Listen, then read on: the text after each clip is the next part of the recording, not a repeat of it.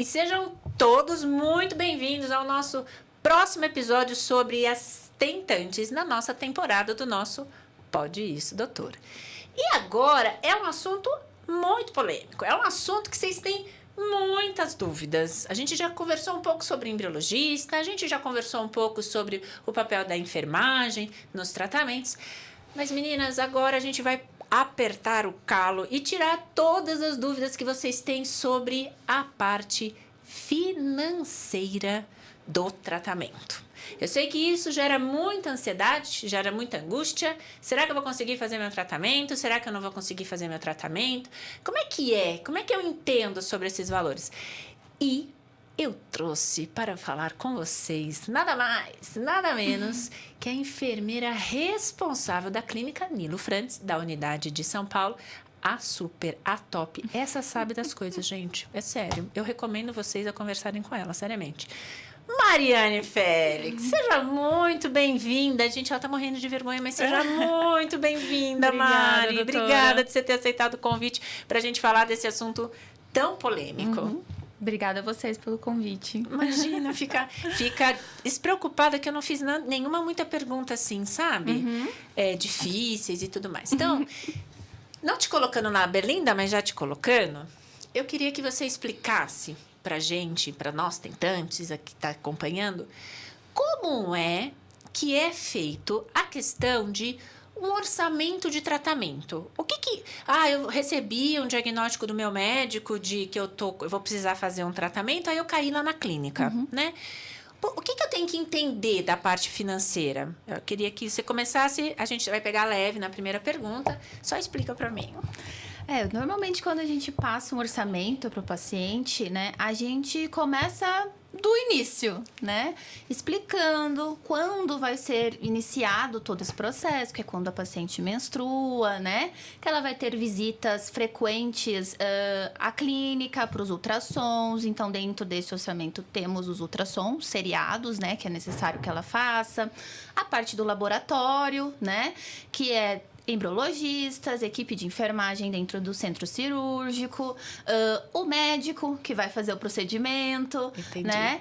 E o pós, que é a transferência, que também vai ter o uso da sala cirúrgica, do laboratório, no cuidado daquele embrião, né? No desenvolvimento dele. E a gente tenta mostrar mesmo todas as etapas bem detalhadas de como vai funcionar tudo. Entendi. Temos também a parte da medicação, né? Que ela vai usar em todo esse período. Então, a gente dá uma estimativa desse valor, que vai depender muito de cada caso, né?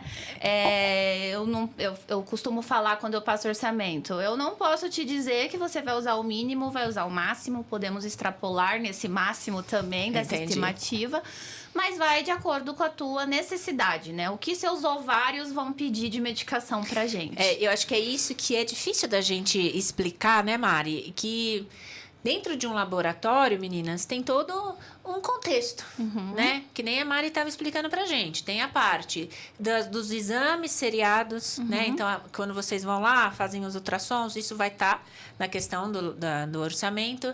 Tem a parte da embriologista, né? Que não é assim, só pago se usar, essas coisas assim. Então, a gente tem lá toda uma manutenção. Tem a equipe de enfermagem, né? E eu entendo, né, Mari, que é difícil, então, assim, você faz tudo isso e ainda você não tem uma certeza. Né? Então, assim, é difícil entender, né? A gente olhar para um horizonte, ver o que a gente vai gastar, e é diferente da compra de um carro. Sim. Né? Quando você vai lá na concessionária e você recebe, o carro que você quer custa 200 mil. O carro que você quer custa 100 mil. O carro Vem com isso, aquilo outro. Você pode já sabe o que você vai gastar em cada etapa, e você tem certeza. Se você falar que o carro tá com ar-condicionado, vem com ar-condicionado. Pode vir quebrado e tudo mais, e depois você conserta, mas vai vir, né? E o tratamento não é assim, né? Que nem a parte da medicação que você comentou, né? A gente passa uma estimativa. Você pode gastar tanto a tanto, mas você não consegue dar uma certeza para paciente, né, Mari? Como que é a sua experiência? Isso é uma parte que a gente deixa bem claro para o paciente na hora do orçamento, né? Porque é isso que a senhora falou. Não tem a certeza, né? A gente costuma falar que a gente está trabalhando com sonhos. Exato. Né? E a gente não tem a certeza da entrega desse sonho, né? Então, a reprodução é um funil, né? Também a gente costuma usar muito esse comparativo. Exato. Que cada etapa vai afunilando mais, vai diminuindo mais, né? A chance, você começa com 10 folículos, aí você vai para 5 embriões, aí você vai para 3 blastos. Se faz uma biópsia, às vezes tu não tem nenhum embrião euploide. E outro, né? E a gente tem que contar que nessa parte aí do orçamento também tem até a parte da biópsia, né, Mari? Isso. Porque também não é da clínica, né? Igual a gente viu nos episódios anteriores. Você tem que ter o médico, você tem que ter a embriologista, você tem que ter a equipe de enfermagem, você tem que ter o centro cirúrgico, o anestesista. E aí, se for para biópsia, você tem mais o laboratório da análise. Que é o resultado da análise. Mas, Maria, eu sei que você consegue me responder o que eu vou te perguntar. Eu queria que você explicasse, de uma maneira leiga, né? Por que é tão caro, né? Não que é tão caro, mas assim, por que é mais caro a fertilização in vitro do que a inseminação? Qual que é a diferença dos dois processos e por que tem essa diferença de valor? A gente costuma até separá-los em baixa complexidade e alta complexidade dentro da reprodução. Então, uma inseminação é um procedimento de baixa complexidade, onde a gente só vai precisar do sêmen, do homem, ele vai ser preparado em laboratório e aí a gente faz a introdução dele dentro do útero, né? A utilização de material nesse tratamento, nesse tipo de procedimento é baixa, né? Um catéter, uma sala de ultrassom, o preparo seminal, né? E tudo que influencia ali naquele preparo, meio e etc. Já na reprodução, a gente está falando de alta complexidade, né? Na fertilização, desculpa. Então, assim, na fertilização a gente tem toda essa estrutura. Ultrassom seriados, medicações injetáveis, que muitas vezes na inseminação a gente não usa, porque a gente quer um folículo só, no máximo 2, né? Quiçá 2, né? Na fertilização a gente já quer todos os que essa mulher consegue nos dar, né? Porque a gente precisa aumentar ali o funil, né? Pra não ser tão pequena essa filtragem no final. Então, você tá falando que essa questão de orçamento, essa questão de custos e tudo mais, tá relacionado com a técnica. Com a técnica e com os insumos e profissional, né? Entendi. 1 hora de um embriologista para um preparo de sêmen, né? Ou de um andrologista é um pouco mais rápida do que um tempo gasto por esses profissionais que são super especializados, né? É um nicho profissional, tanto para embriologia, quanto para enfermagem, quanto médicos, né? Sim. Então, assim, a gente fala de um nicho mais especializado em todo o setor, dentro de toda a clínica, né? Além de materiais medicamentos são especiais, você não acha em qualquer farmácia. E é difícil, viu, pessoal, de achar, né? Não acha em qualquer farmácia.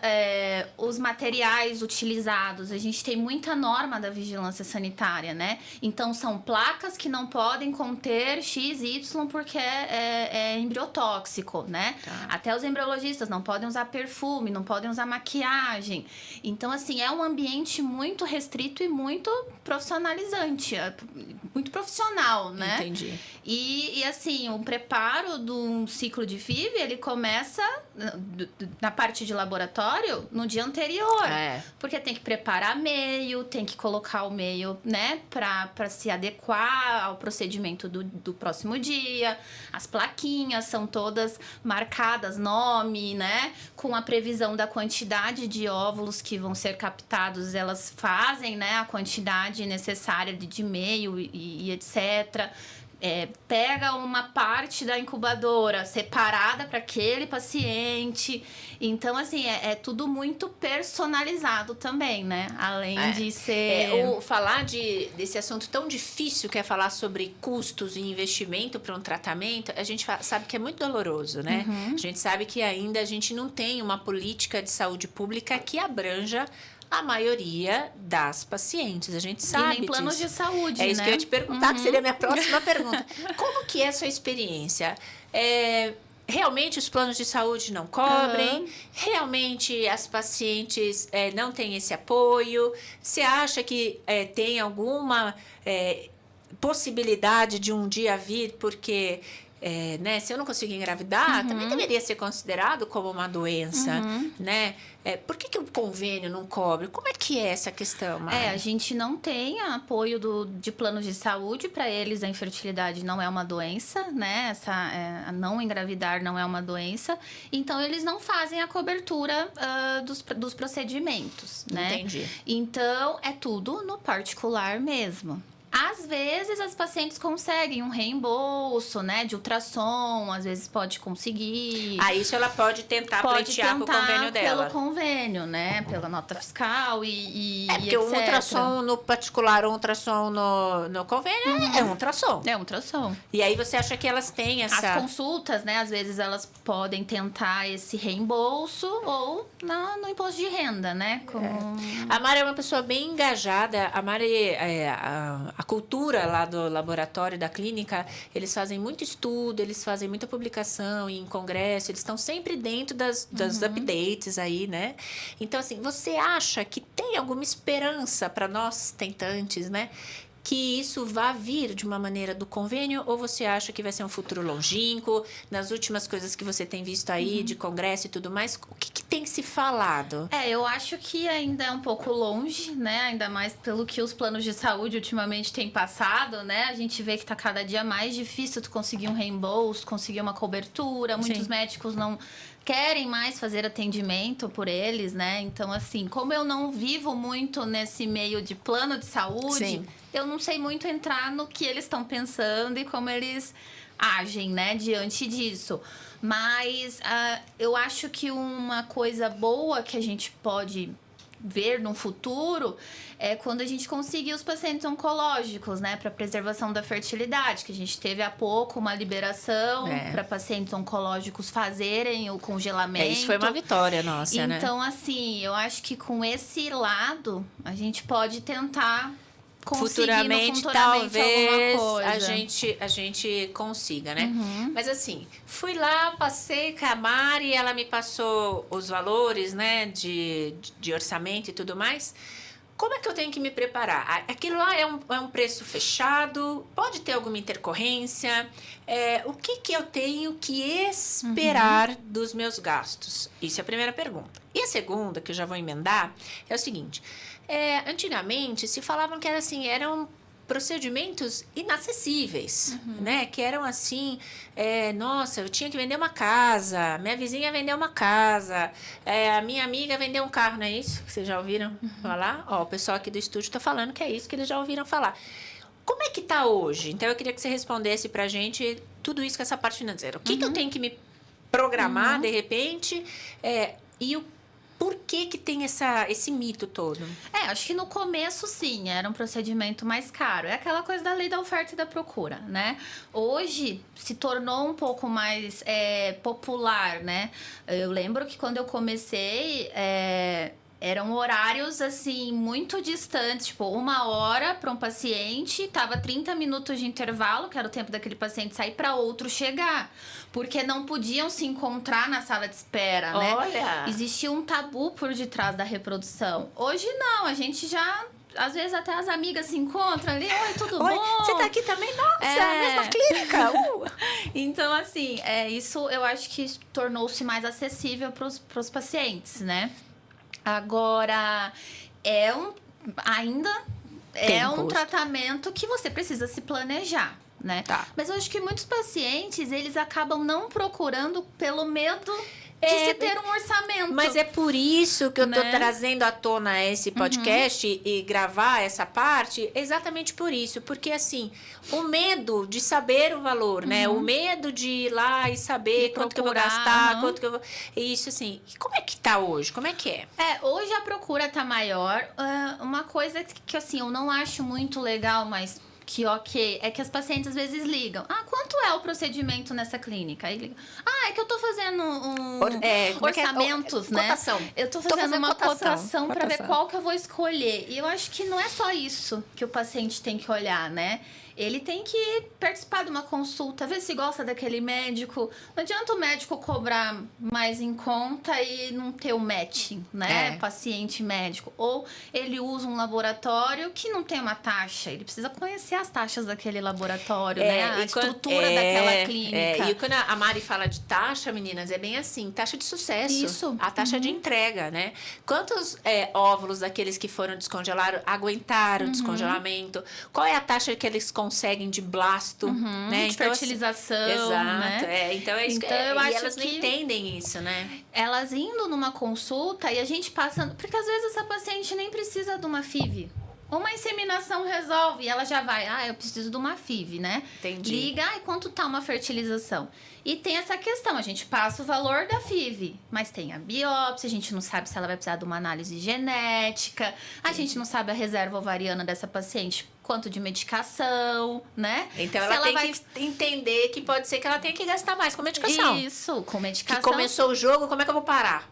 Ou com outros exames, né? No meio lá, no retorno, foi feito um ultrassom, a trompa é obstruída. Vai ter que fazer uma cirurgia, né?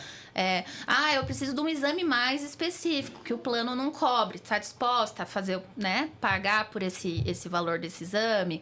A gente tenta, na maioria, quando tem plano, ter a cobertura completa do plano. Que o plano a gente tenta, cobre, né? A gente tenta. Mas alguns exames a gente sabe que alguns planos não fazem essa cobertura. Então, assim, eu acho que o importante para essa paciente que está planejando procurar a clínica e o tratamento é essa consciência de que ela tem que achar um lugar com taxas boas, com uma estrutura boa, né? Com atendimento e a gente do passou médico. agora, né? Recentemente, por um desgosto, né? De pacientes que acabaram ficando sem essas informações, né, dos embriões e óvulos aí guardados, né? Então a gente sabe o quanto que é impactante isso. É importante você saber procedência, saber como que é a clínica, as taxas, né? Então eu acho que isso é conhecer a importante. Equipe, né? A formação dessa equipe também é importante, isso é muito né? importante. Mas e a questão de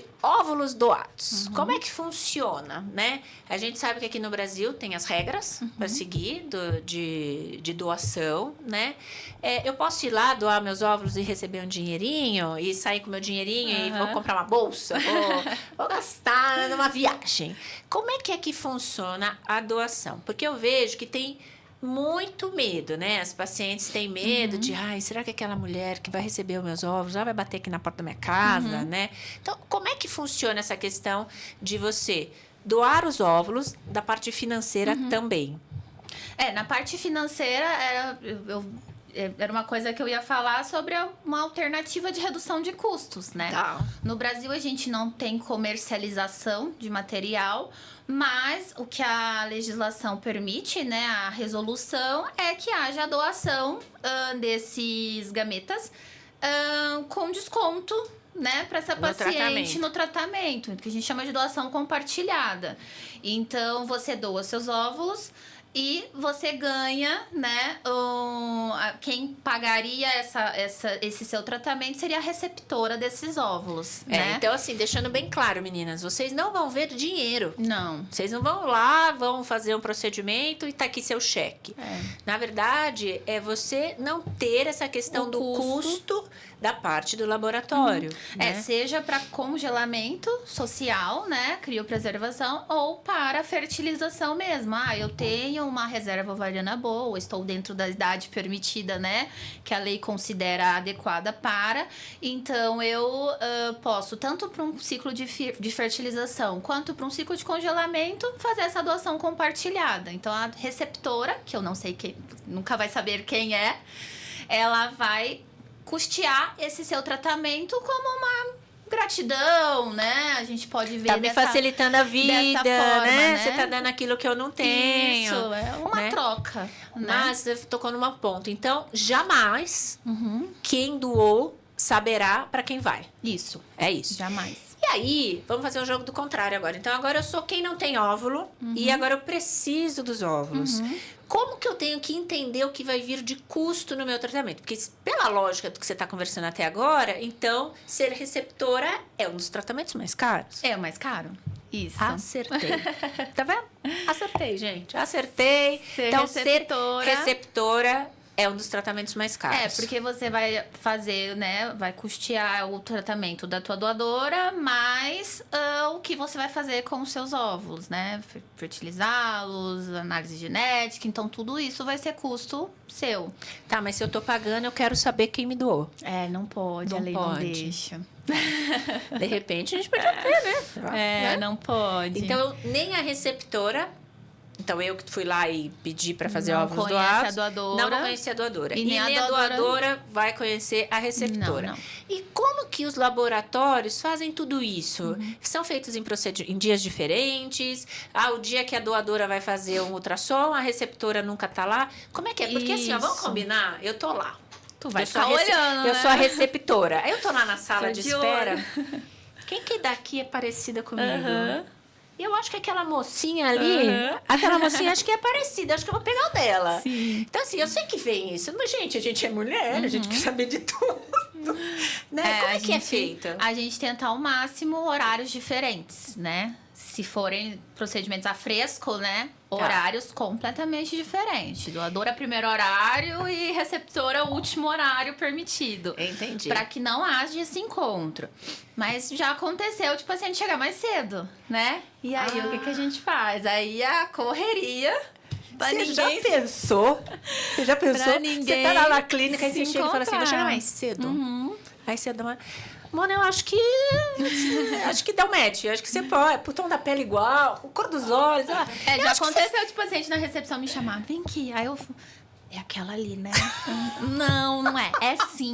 Ela aparece. Não é. Eu te garanto que não é. E como que é feito agora, né? Então, assim, eu já entendi. São valores diferentes. Pessoal, reforçando, né? Pela lei do CRM e do CFM, a gente não pode falar valores em podcast, porque eu sou médica, a Mari é enfermeira. Então, assim, se fosse num podcast onde todo mundo não é profissional da área da saúde, elas podem acabar comentando. Então, vocês podem ouvir valores do tratamento em outros podcasts, tá? Mas no nosso, a gente não pode essa questão de falar valores, porque a gente não pode fazer essa autopromoção, divulgação, nem nada, porque o CRM nem deixa, né, Mari? Não é isso? Sim. Então, assim, a gente realmente não pode. Eu queria muito poder falar, né? Mas realmente a gente às vezes não... tirar o medo de alguém, Pois né? Que acha porque que às vezes muito, você tá aí que não é pensando tanto. assim, nossa senhora, eu acho que eu vou ter que vender o carro, o cachorro, o periquito, papagaio e talvez o marido, né? Falo para você não vender nada. Vem para uma avaliação, eu acho que não custa, é o que a Mari falou. Vocês precisam entender, né, essa questão de qualidade, o que envolve o seu procedimento e tudo mais, né? E entender que às vezes você ficar olhando pelo preço não vai realizar aquilo que você está procurando, O né? barato às vezes sai caro, né? A gente pode, às vezes... Acho que é isso que a gente tem que entender, que realmente não é ficar focando, como você deu exemplo, né? Que há pessoas que ficam a cotação, né? Liga e fica cotando. Acho que isso não é o intuito, né?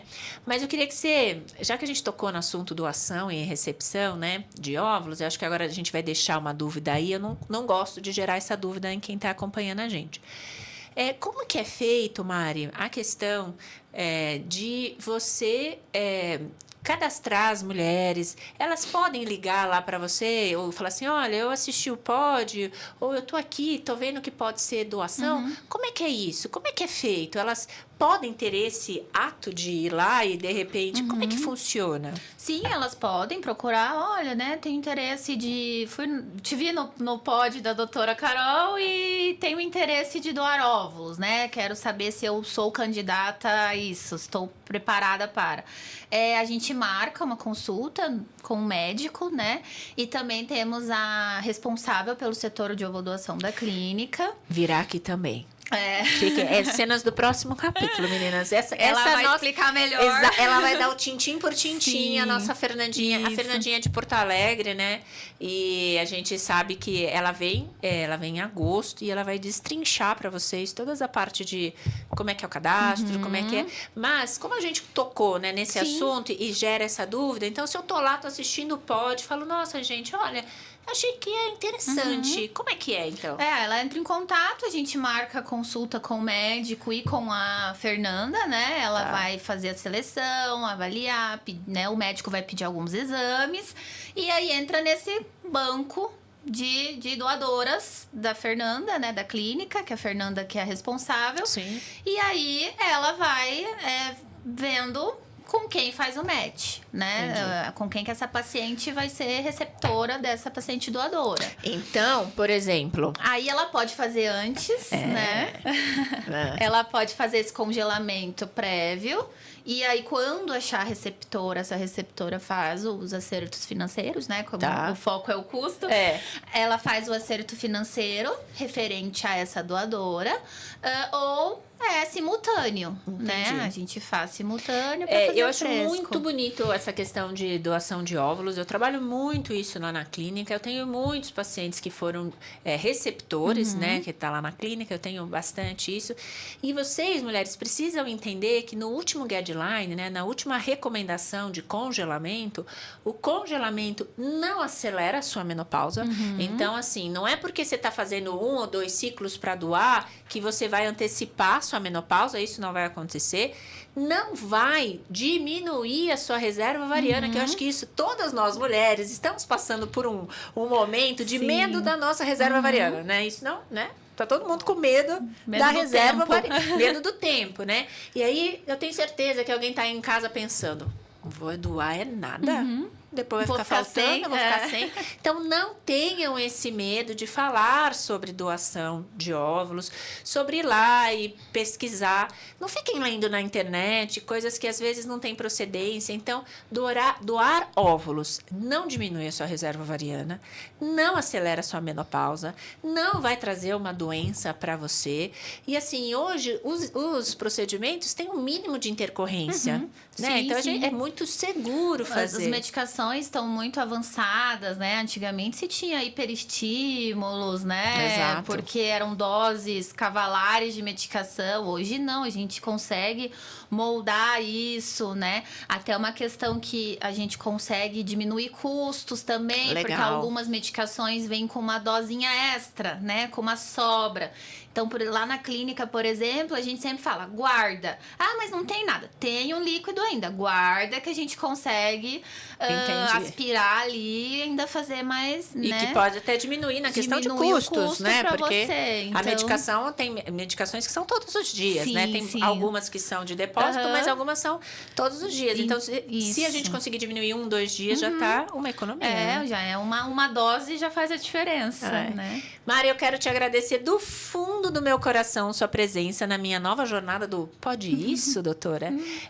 Pra gente poder conversar com tantas mulheres tentantes, né? Assim como eu, que a gente tem muita dúvida, né? A gente sabe que nem todo mundo tem acesso a um conteúdo com medicina baseada em evidência, sem alarmismo, sem fazer aquela noia. A intenção de tocar nesse assunto financeiro é para dizer para todo mundo, não tenha medo, vai primeiro conhecer, conversar, e aí, de repente, você pode se programar, né? Eu acho que pode planejar, né? Eu acho que é isso que a gente vê casos de pais, né? Família que ajuda, sabe? Desse processo. Mas ninguém sabe da minha família. Mas até se planeja. A gente, às vezes, consegue, né?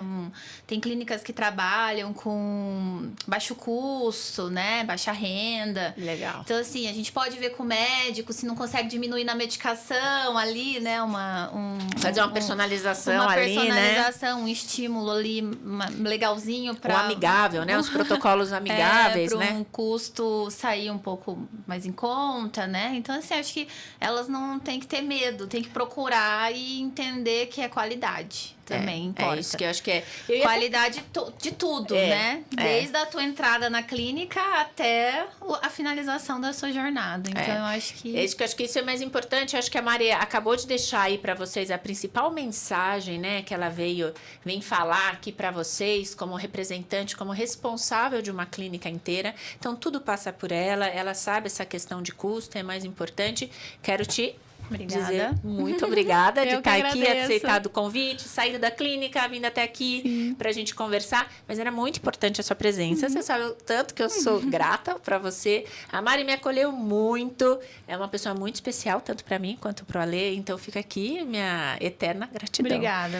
E eu convido vocês a continuarem a seguir a nossa maratona da nosso... Pode isso, doutora Carol? Se a sua dúvida ainda não foi esclarecida, me manda aqui nos comentários, me manda inbox. Eu vou deixar o Insta da Mari para aquelas meninas que quiserem mandar mensagem para ela. Não quer colocar aqui no comentário, porque senão a sua vizinha vai ver que você respondeu num pod de fertilidade, né? E vou deixar também o da clínica, mas agradeço a todos vocês que ficaram com a gente até o final do nosso Pode isso, doutora?